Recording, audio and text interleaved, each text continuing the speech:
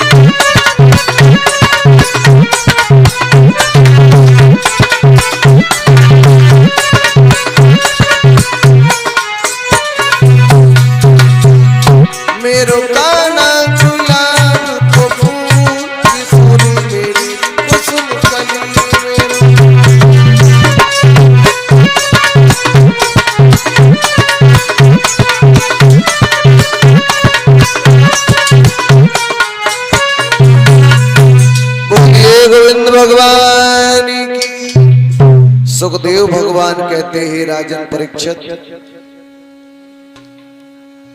इधर कल शाम को आपने भगवान ने मामा कंस का वध कर दिया, ये पावन कथा आपने सुनी और देखी। भगवान ने मामा कंस का वध कर डाला। सबसे बड़ी बात तो इस कथा में समझने की ये है कि भगवान के मामा थे कंस, फिर क्यों भगवान ने अपने मामा का वध कर दिया। भगवान ने मामा कंस का वध करके दुनिया वालों को ये दिखा दिया कि हे दुनिया वालों, पाप करने वाला, अधर्म के रास्ते पर चलने वाला, चाहे अपना सगा बाप क्यों ना हो, उसे कभी छोड़ना नहीं चाहिए, उसे भी सजा देना चाहिए। लेकिन अगर आज के जमाने के अगर कृष्ण होते तो क्या करते? वो आज यही हो रहा है। 4 लड़कों ने कोई गलत कार्य किया है तो लोग पुलिस को रिश्वत दे करके अपने लड़का को निकलवाने की कोशिश करते, 3 फंसे रहे तो ज्यादा ठीक है। लेकिन ये हमारा धर्म नहीं कहता है।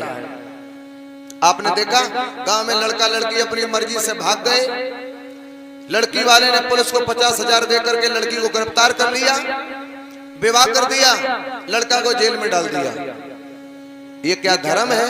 नहीं है। दोनों ने गलती की है तो दोनों को सजा बराबर होनी चाहिए, बराबर।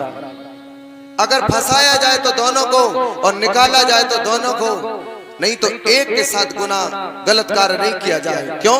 ये हमारा धर्म नहीं कहता है। लेकिन कृष्ण की लीलाएं तो हम बहुत सुनते हैं, मगर कृष्ण के रास्ते पर चलने को तैयार नहीं, तैयार नहीं। भगवान ने मामा का वध कर दिया कि दुनिया वालों देख लो, हमने अपने मामा का वध कर दिया है। धर्म के पीछे केवल मात्र बस हम ही से तुम सारा संसार सीख लो कि अधर्म करने वाला कोई भी अपना खास हो, उसे कभी जीवन में छोड़ना नहीं चाहिए। कालियावन का उद्धार करते करते भगवान रण छोड़ करके भाग गए हैं, जो कहां द्वारकाधीश में जाकर के पहुंचे हैं। और द्वारकापुरी जाकर के भगवान ने पहुंचे जहां विश्वकर्मा के द्वारा द्वारकापुरी बनवाई। ब्रज में जितने लोग सो रहे थे, सोते सोते लोगों को उठवा लिया है और उठवा करके उसी पुरी में पहुंचा दिया है। वहां सबकी जिस समय सवेरे आंख खुली, आंख खुलने के बाद सब कहने लगे क्योंकि हम ब्रज में सोए थे, ये जगह कौन सी जगह है, मेरा घर कहाँ, मेरा द्वार कहाँ, मेरा घर कहाँ, मेरा द्वार कहाँ। इसी चिल्लाने से उस पुरी का नाम द्वारका पड़ गया। लोग भगवान को द्वारकाधीश कहने लगे। बोलिए गोविंद भगवान की। आज द्वारकापुरी में भगवान जाके पहुंच गए और जैसे ही भगवान द्वारकापुरी में जाकर के पहुंच गए, भगवान के बड़े भैया थे बलराम, जिनका विवाह अनर्थ देश के राजा थे रेवत, उनकी पुत्री थी जिसका नाम था रेवती। ब्रह्मा जी से मझिया बने और मझिया बनने के बाद ब्रह्मा जी ने इस विवाह को संपन्न किया है, संपन्न। अब ब्रह्मा जी ने जिस समय इस विवाह को संपन्न किया है, भगवान के छोटे भैया थे कृष्ण, तो जब रेवती दुल्हन बन के घर में पहुंची तो भगवान ने अपनी माँ से कहा, माँ एक बात बताओ, भैया की शादी में जो पैसा खर्च हुआ है उसमें किस किस का हिस्सा है? यशोदा बोली उसमें तो तुम्हारा भी हिस्सा है, बलराम का भी है। तो माँ एक बात बताओ, भाभी उसी हिस्से वाले पैसे से विवाह होके आया है, तो एक बात बताओ भाभी में हमारा हिस्सा नहीं है? यशोदा बोली क्यों? कि भाभी तो भैया की अकेले सेवा करती है, मेरी कोई सेवा नहीं। यशोदा बोली कृष्ण वो बलराम की धर्म पत्नी है, इसलिए बलराम की सेवा करेगी, तुम्हारी पत्नी जब आएगी तो तुम्हारी सेवा करेगी। बोले कब आएगी? बोले जब तुम बड़े हो जाओगे तब। कन्हैया बोले ऐसा नहीं, अभी हम छोटे हैं तो छोटी वाली मंगाओ, फिर जब बड़े हो जाए तो बड़ी वाली मंगा देना। यशोदा बोली कृष्ण अरे विवाह तो एक ही बार होता है, चाहे वो छोटा चाहे बड़ा। बोले नहीं माँ, अभी हमें छोटी वाली चाहिए, फिर हम जब बड़े हो जाए तो बड़ी वाली। अब बोले अपनी माँ से, माँ कि मैया कर दे मेरो ब्याह,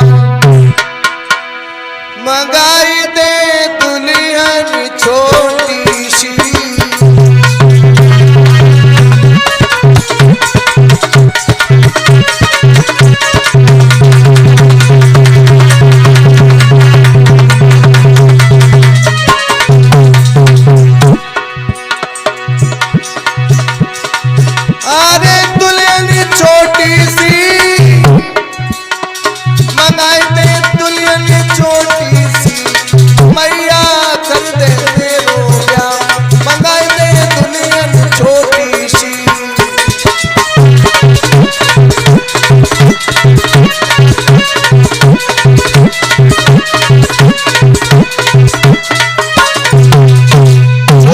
दुल्हन मंगा दो।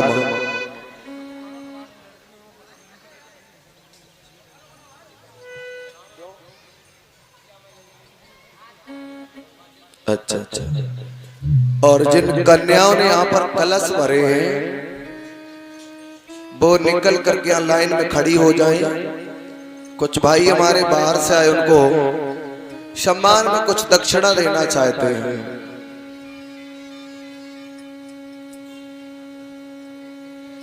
जिन जिन लोगों ने कलश भरे हैं वो सब लोग आगे आ जाए। बोलिए गोविंद भगवान की।